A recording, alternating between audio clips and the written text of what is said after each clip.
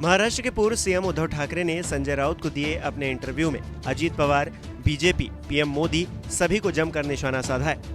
महाराष्ट्र के पूर्व सीएम उद्धव ठाकरे ने संजय राउत को दिए अपने एक इंटरव्यू में अजीत पवार, बीजेपी, प्रधानमंत्री सभी को अपने निशाने पर लिया है। उन्होंने कहा कि अजीत पवार ने जो कुछ भी अपने चाचा के साथ किया वो ठीक नहीं है। इस व्यक्ति ने आपको सब कुछ दिया, आपने उसके साथ ऐसा किया, ये बात मुझे ठीक नहीं लगी। गुरुवार को उद्धव ठाकरे का इंटरव्यू का दूसरा पार्ट सामने आया है। ये इंटरव्यू संजय राउत ने लिया है।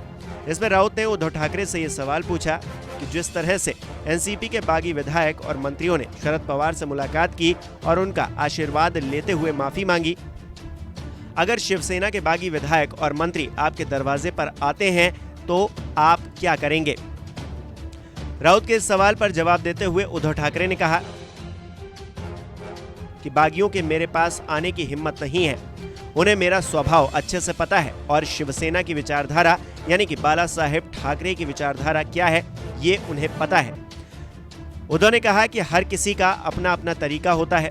मैं शिवसेना प्रमुख के मार्ग पर चलूंगा, इसलिए आमने सामने करने वाला मैं हूं। जैसे को तैसा उत्तर देने वाला मैं हूं। अरे को क्या रे करने वाला हूं।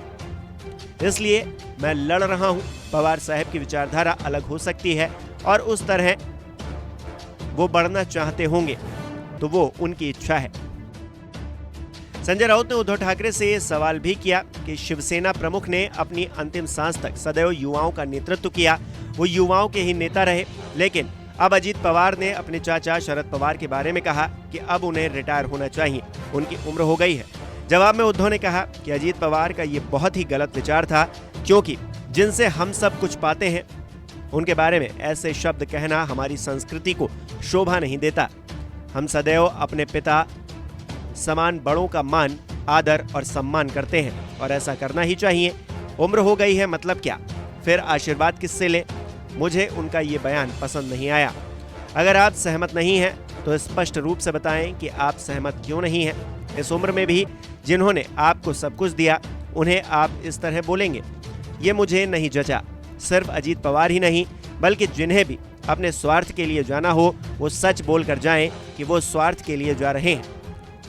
शायद लोग स्वीकार कर लें, लेकिन 4-4, 5-5 बार सब कुछ पाने के लिए भी जितना अच्छे से अच्छा दिया जा सकता था वो सब कुछ देने के बाद भी अन्याय हुआ है। इसलिए क्रंदन करते हुए जाना ठीक नहीं है। फिर उसमें हमारे बीच के भी गद्दार होंगे और सभी पार्टियों के गद्दार भी होंगे। महाराष्ट्र में कुछ दिन पहले अजीत पवार समेत एनसीपी विधायकों ने बगावत कर शिंदे फडणवीस के साथ गठबंधन कर लिया और राज्य सरकार को समर्थन दिया।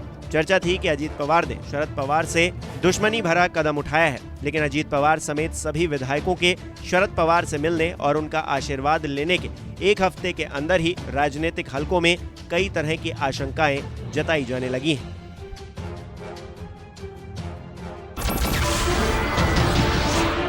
नमस्कार, मैं हूं मानक गुप्ता।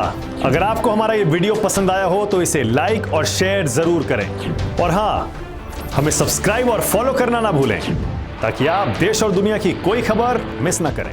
तो जुड़े रहिए हमारे साथ और देखते रहिए न्यूज़ 24।